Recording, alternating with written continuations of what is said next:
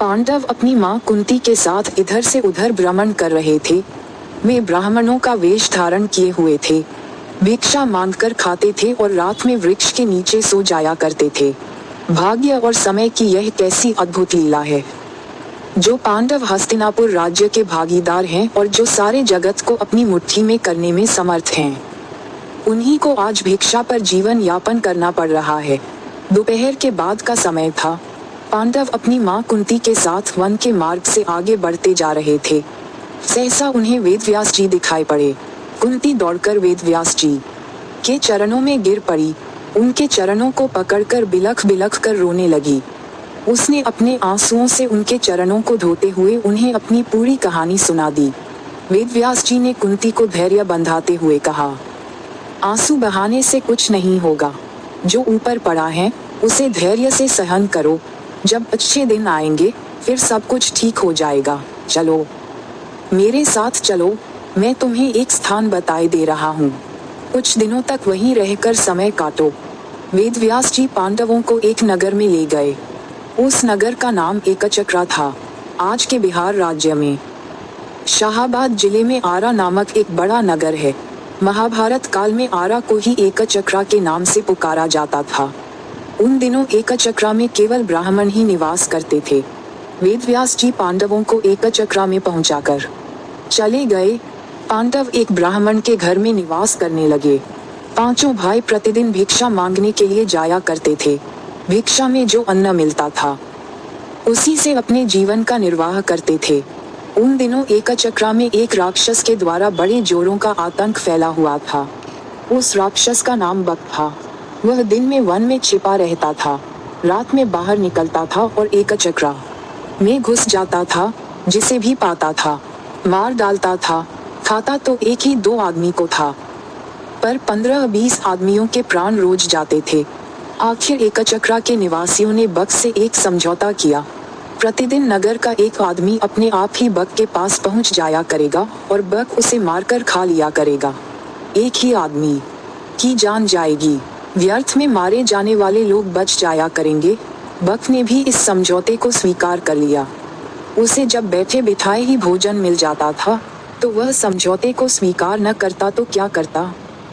उसने समझौते को स्वीकार करते हुए चेतावनी दे रखी थी कि अगर समझौते का उल्लंघन किया गया तो वह एकचक्रा को उजाड़कर मिट्टी में मिला देगा। बस उसी दिन से क्रम से एक घर का एक आदमी बक के पास जाने लगा। बक उसे खाकर अपनी क्षुधाग्नि को शांत करने लगा। संयोग की बात, एक दिन उस ब्राह्मण के घर की बारी आ गई, जिसके घर में पांडव अपनी माँ के साथ निवास करते थे। दोपहर के पूर्व का समय था। कुंती अपने कमरे में बैठी हुई थी। उस दिन भीम किसी कारणवश भिक्षा मांगने नहीं गया था। वह भी कमरे के भीतर कुंती के पास ही मौजूद था। सहसा कुंती के कानों में किसी के रोने की आवाज आई। रोने और विलाप करने का वह स्वर उस ब्राह्मण के कमरे से आ रहा था, जिसके घर में वह ठहरी हुई थी। जब कुंती से विलाप का ये सकरुण स्वर सुना नहीं गया तो वह ब्राह्मण के कमरे में जा पहुंची। उसने वहां जो कुछ देखा उससे वह सन्नाटे में आ गई। ब्राह्मण के कुटुंब में कुल 3 ही प्राणी थे, ब्राह्मण, ब्राह्मणी और उसका एक युवा पुत्र। तीनों बिलख बिलख कर रो रहे थे। हाय हाय, अब क्या होगा? अब तो सब कुछ मिट्टी में मिलकर रहेगा। कुंती ने तीनों को रोता हुआ देखकर ब्राह्मण से पूछा, विप्रवर, आप तीनों इस प्रकार क्यों रो रहे हैं? क्या मैं जान सकती हूँ कि किस दारुण कष्ट ने आप तीनों को अत्यंत दुखी बना रखा है? ब्राह्मण ने आंखों से आंसुओं की बूंदें गिराते हुए उत्तर दिया, बहन, तुम सुनकर क्या करोगी? हमारा कष्ट एक ऐसा कष्ट है जिसे कोई दूर नहीं कर सकता। कुंती ने सहानुभूति भरे स्वर में कहा, हम तो गरीब ब्राह्मण हैं। सच है, हम आपके कष्ट को दूर नहीं कर सकते, किंतु फिर भी सुनने में हर्ज ही क्या है? हो सकता है हम आपके कुछ काम आ जाएं। जब कुंती ने बहुत आग्रह किया तो ब्राह्मण ने बक राक्षस की पूरी कहानी उसे सुना दी। कहानी सुनाकर उसने सिसकते हुए कहा, बहन, हम कुल 3 ही प्राणी हैं। यदि कोई एक राक्षस के पास जाता है तो वह उसे मारकर खा जाएगा। हमारा घर बर्बाद हो जाएगा। इसलिए हम सोचते हैं कि हम तीनों ही राक्षस के पास चले जाएंगे। हम इसलिए रो रहे हैं। आज हम तीनों के जीवन का अंत हो जाएगा। ब्राह्मण की करुण कथा सुनकर कुंती बड़ी दुखी हुई।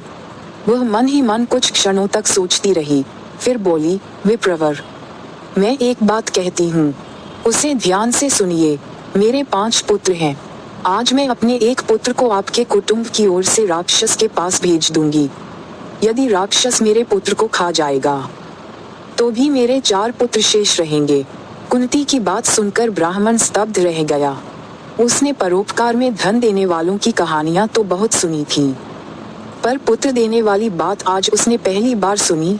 वह कुंती की ओर देखता हुआ बोला, बहन, तुम तो कोई स्वर्ग की देवी ज्ञात हो रही हो। मुझे इस बात पर गर्व है कि तुम्हारी जैसी देवी मेरे घर में अतिथि के रूप में है। तुम मेरे लिए पूजनीय हो। मैं अपने अतिथि से प्रतिदान लूं। यह अधर्म मुझसे नहीं हो सकेगा। मैं मिट जाऊंगा, पर मैं अतिथि को कष्ट में नहीं पड़ने दूंगा। ब्राह्मण की बात सुनकर कुंती बोली, आपने हमें आश्रय देकर हम पर बड़ा उपकार किया है। आप हमारे उपकारी हैं। हमारा धर्म है कि आपको कष्ट में न पड़ने दें। आप हमारे उपकारी हैं। हमारा धर्म है कि आपको कष्ट में न पड़ने दें। आप अपने धर्म का पालन तो करना चाहते हैं, पर हमें अपने धर्म पालन से क्यों रोक रहे हैं? कुंती ने जब बहुत आग्रह किया तो ब्राह्मण ने उसकी बात मान ली। उसने दबे स्वर में कहा, अच्छी बात है बहन, ईश्वर तुम्हारा भला करे। कुंती ब्राह्मण के पास से उठकर भीम के पास गई। उसने पूरी कहानी भीम को सुनाकर उससे कहा, बेटा, परोपकार से बढ़कर दूसरा कोई धर्म नहीं होता। तुम ब्राह्मण कुटुंब की ओर से बक के पास जाओ। यदि बक तुम्हें मारकर खा जाएगा तो मुझे प्रसन्नता होगी कि मेरा बेटा परोपकार की वेदी पर बलिदान हो गया। भीम ने बड़े हर्ष के साथ अपनी माँ की आज्ञा को स्वीकार कर लिया।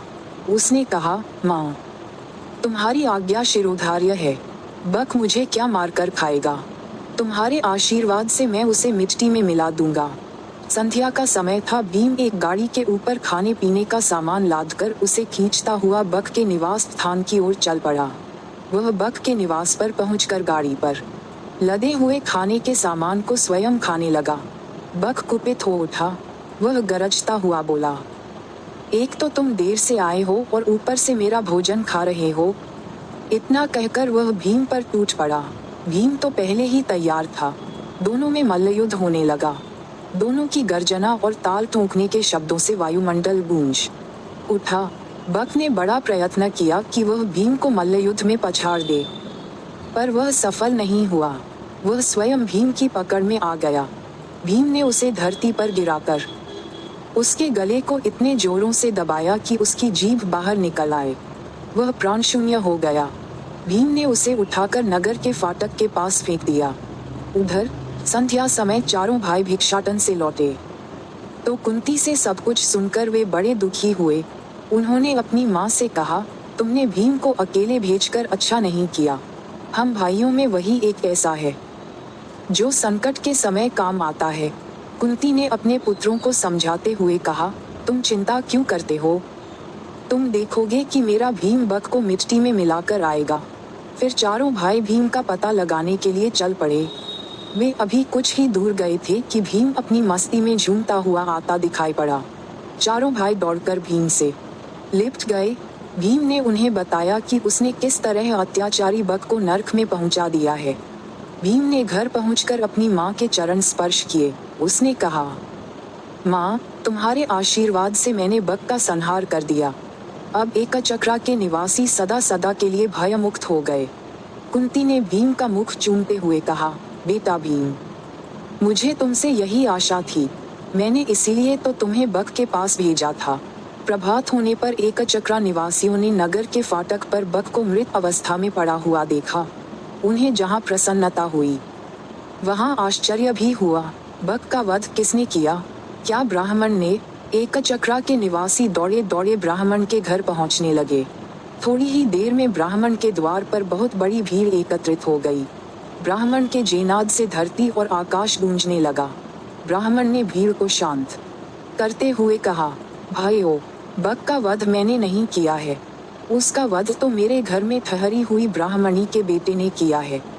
एकचक्रा के निवासी इस बात को तो जान गए कि बक का वध ब्राह्मण के घर में टिकी हुई ब्राह्मणी के एक बेटे ने किया है, किंतु अधिक प्रयत्न करने पर भी वे यह नहीं जान सके कि ब्राह्मणी कौन है और उसके 5 बेटे कौन हैं। किंतु जानने पर भी यह तो हुआ ही कि एकचक्रा निवासी ब्राह्मणी और उसके पुत्रों का बड़ा आदर करने लगे। स्वयं ब्राह्मण भी गर्व का अनुभव करने लगा कि जिस ब्राह्मणी के पुत्र के एकचक्रा के निवासियों को सदा सदा के लिए संकट मुक्त करा दिया है, वह उसके घर में अतिथि के रूप में टिकी हुई है।